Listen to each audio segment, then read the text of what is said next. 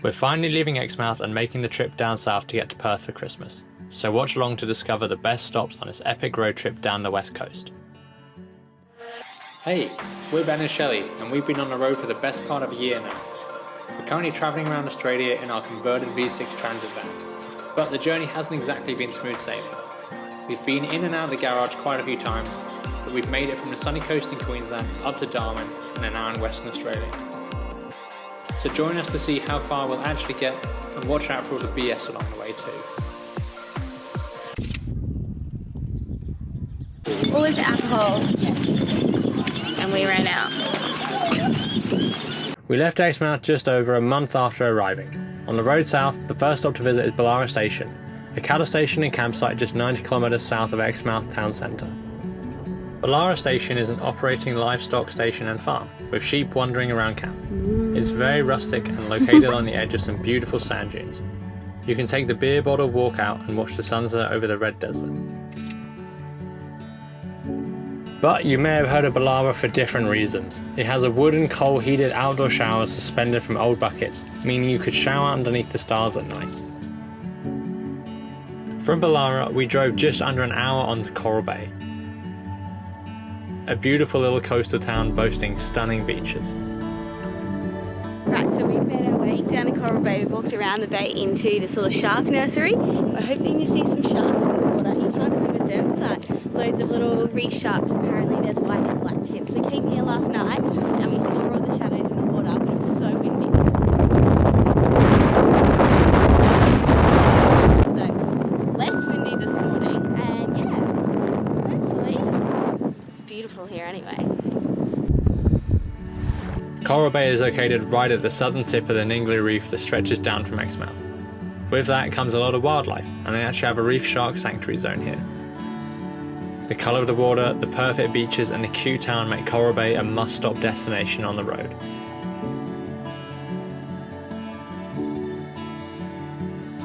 You did it! We saw some sharks. And not scary ones. Nice ones. So you can kayak here. So it would be really cool to kayak here, but it's not the nicest one. We're probably here right now. We got some cool drone footage though. We saw some sharks, two reef sharks and 2 rays, which was awesome. The gimbal was going all over the shop. We very much need a better quality drone to fly in the wind, but hey, that's all good.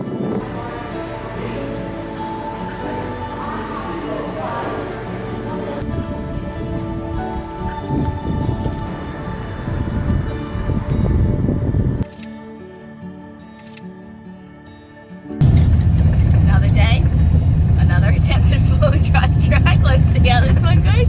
Apparently the grader came through either yesterday or the day before, so we have pretty high hopes. As you can see, Ben now drives these roads. I have a habit of going too fast and spilling the fridge. You did lock the fridge, right? I think I locked the fridge. Yeah, we'll check the fridge. We'll check the fridge. Okay. As I was saying, I tend to drive just a little bit too fast and I smash open the fridge and the cupboards, and Ben drives a little bit slower. He's a bit more patient than me, so he does the dirt roads now because I'm impatient. Anyway, the fridge was locked, so let's see how this one goes. Really putting Freddie through its limits. Next stop, driving through the water. Yeah, the grader is on the road. Woo! Easiest 60 k's of corrugations ever. How good's this for a 4-wheel drive track? It's smooth as.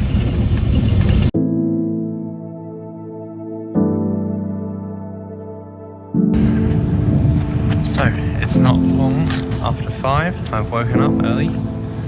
I'm climbing to the very top of the cliff behind the campsite in an attempt to watch the sunrise properly over camp.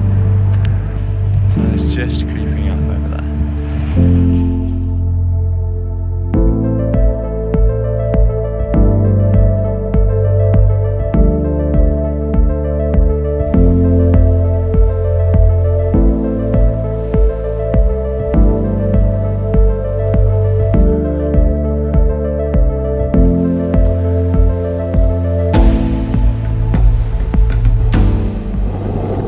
Red Bluff is a 65-kilometre drive north of Quobba in a very remote stretch of the shoreline, with no phone service, no water, or any civilization nearby really. For Red Bluff you have to be fully self-sufficient and off-grid. We topped up with water and emptied all the tanks, but didn't realise we were actually running very low on gas. Okay, since we are on gas and coffee rations, there is a little cafe and they sell coffee, so I'm off. Good excuse to get a morning coffee. However, we are also on cash rations. It's a cash-only shop, and I think we only have $50 left in the day, and we bought the kayak the other week and we forgot to top up our cash supply, so whoops. Oh well, I'm sure we'll make it work. We've got lots of 2-minute noodles, we can live off those. Guys, it's closed. Okay. Looks like I've got an instant coffee. Oh no!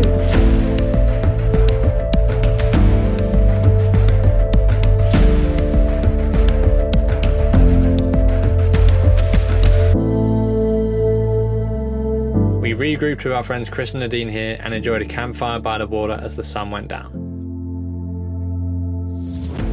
The scenery at Red Bluff was honestly breathtaking.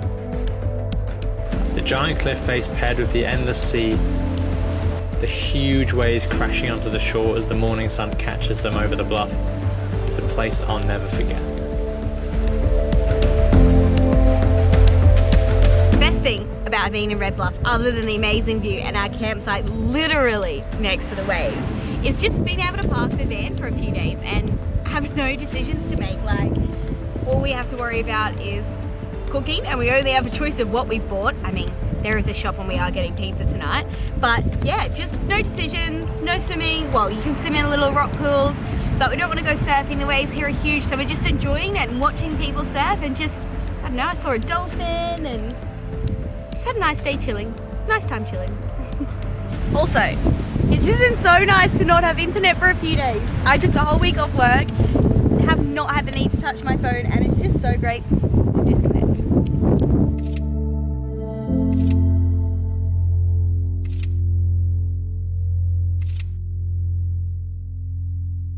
The Koala Blowholes was a pretty spectacular stop.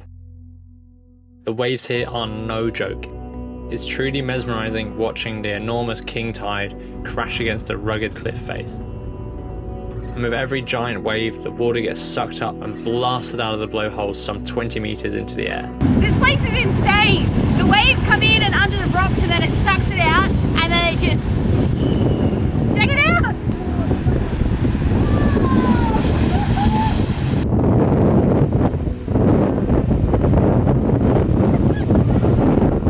This is terrifying. Look at that!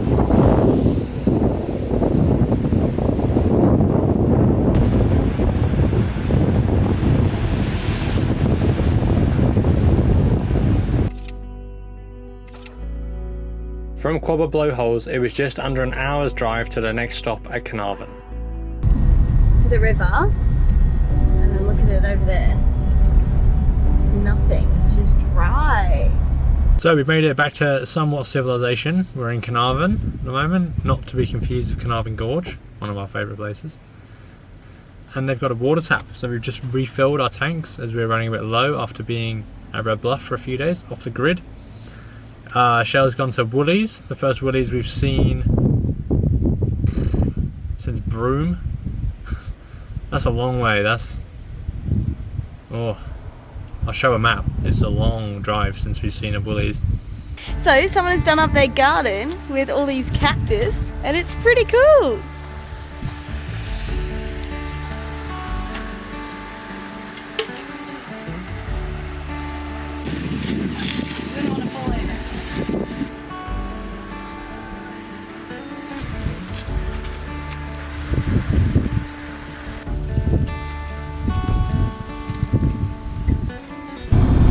Oh no! No! Small town for you. It's only 3:45 and they're closed, but apparently it's amazing. Oh well. Next time. The mango place closed early. Apparently it's absolutely amazing mango smoothies, and I've heard ice cream, but it's closed. Well. Just under an hour and a half south of Carnarvon is Warrenville Station, a riverside campsite and farmstay with beautifully warm natural bore baths that are open 24/7. However, one of the more unique features of Warrenville is the Trash Walk, a trail through a collection of all things old and rusty. Parts of Freddie probably should be here.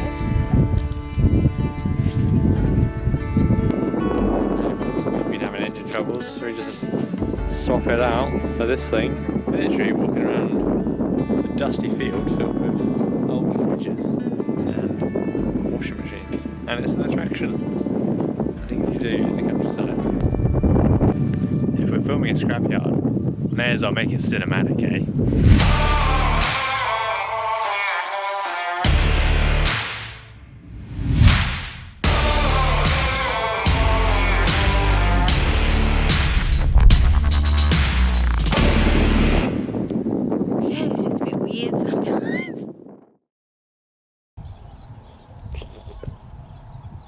They're so cute. The real reason we're here is to go to the hot tubs. Wait, so we didn't come here for the garbage tip? No, we came for the hot tub. The baths come from a natural hot spring that is beautifully warm on a fresh morning or on a chilly night. What a way to start the morning. It is so nice and warm in here. It's a bit chilly outside, but last night we spent the night in here watching the stars. This morning the moon's still up and we're the only ones out. It's just a beautiful way to start the day. The bore bath is open all through the night, but don't wear your best swimmers as the water can stain your clothes.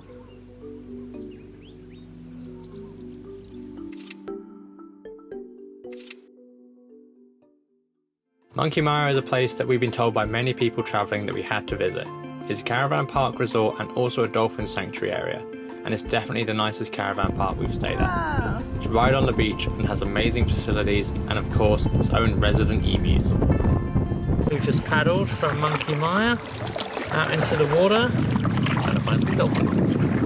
I think the best time to actually see the dolphins would be in the morning. So the sanctuary zone is just always there, and that would be the best time to come out. So we did come out here this morning, but it was way too windy. So I'm glad we've waited. But we saw them the other day in the afternoon. But they are wild, and they do only feed a few of the older dolphins, and they apparently only give them 2 fish. So I'm not sure. We haven't watched the dolphin feeding, but I just really want to see them just out in the wild, just in the water. The water is so clear and crystal turquoise, and the orange kayak.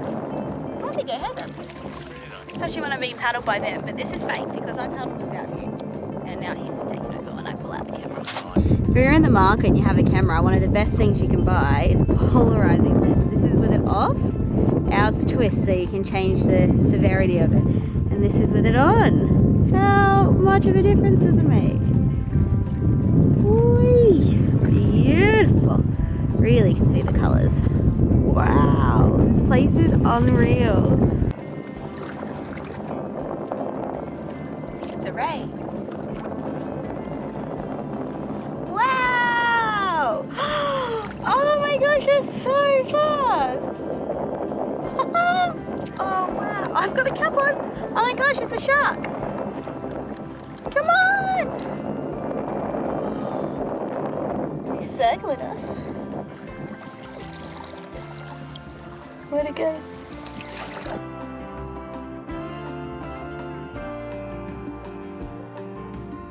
So we kayaked over. We have our own private beach. Very nice. But we went to take the photo, Shelley wanted, and the wind picked up. So the drone is not good enough for that. So it's a no-go on that, unfortunately. That was supposed to be the drone shot. Wind's picked up. But how cool is our own little private beach? Oh yeah, our kayak takes on a lot of water. We can't find the hole, so we have to drain it. We thought we'd drain it mid-kayak today. Here. Good morning! Look! Ah, look what's there! They're just there. Oh my gosh! Ah.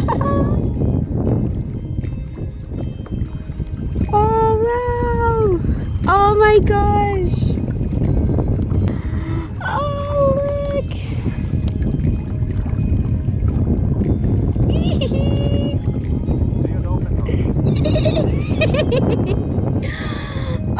morning. Oh my gosh. We saw a dolphin. Oh my gosh. That was amazing. This is the first morning we've had without wind. We know they're out here more in the morning. Let's see how they come up.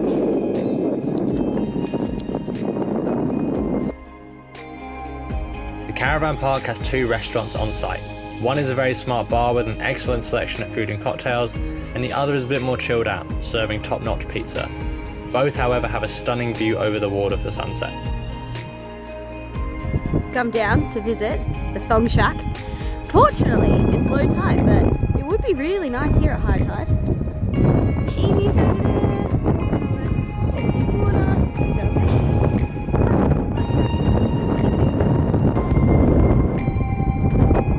I have a random thong because when we went kayaking the other week, I had these on and it just got lost in the sand, so I just have one. So we're going to find somewhere and stick it up.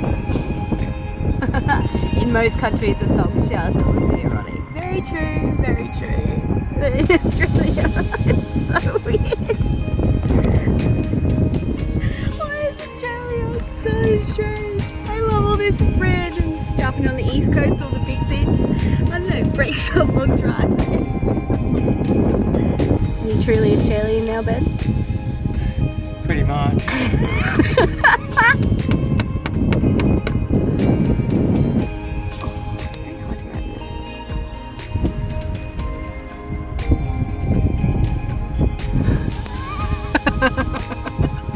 I feel like this is like the Lovelock Bridge or something in Paris. Chuck a thong. Chuck a thong off the right. Everyone's ripped on their thong. It's so random. I wouldn't normally do this, but we had a spare thong that was doing nothing, so why not?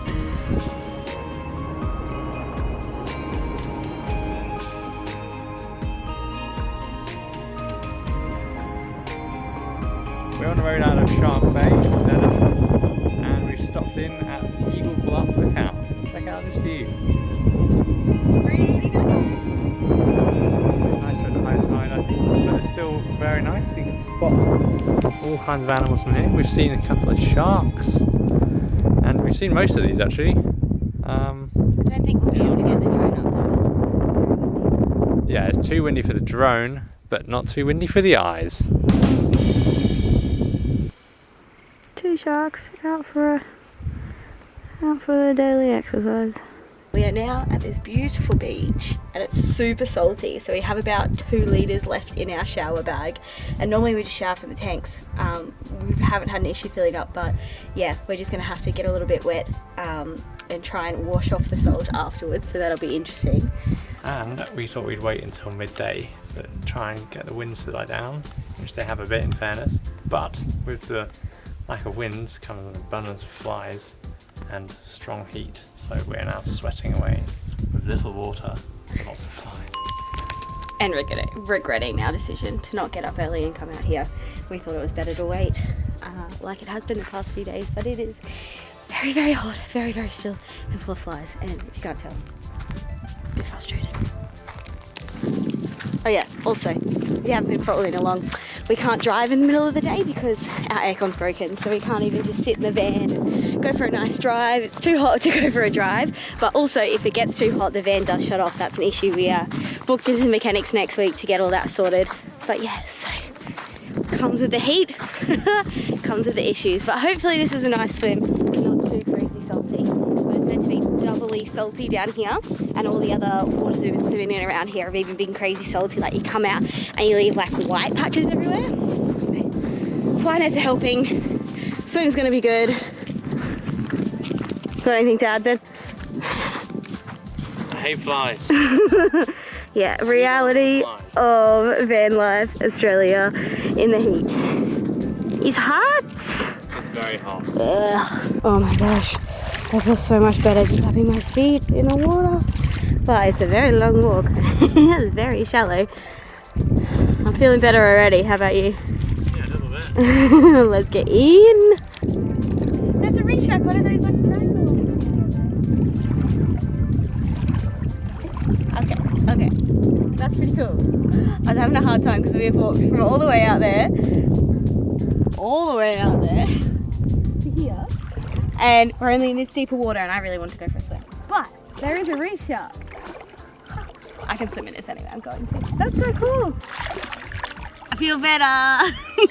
Nothing like a bit of cooling off and water therapy, hey? Okay, you're fine. Now it's my go, and Shelley can be the bearer of all of the clothes. Oh no, the flies aren't so bad out here. That's good, isn't it? Yeah. Oh, that feels so much better. Oh, it was so hard. Oh, that water looks lovely. Yeah, there's so many. So it's Ben's turn to get in the water, and it's my turn to look like this. We clearly didn't prepare for what we were coming to, but that's okay. We figured this stuff out. Show us how it's done more gracefully than me. Try not to get your hair wet. And do it really like I did. Oh, okay. I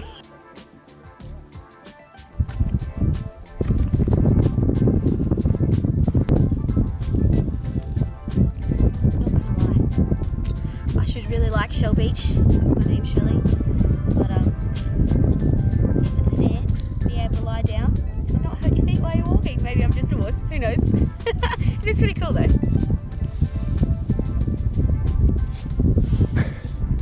So the crazy thing about Shell Beach is there's not really any sand. It is, as you'd expect to the name, it's all just shells. One down. Lots and lots of shells. Crazy. This is our leftover shower bag from when we were off grid last week. Hooked it up to have a little outdoor shower. Rinse off the salt. And off with it. We normally have something that comes off our water tanks inside, but rations.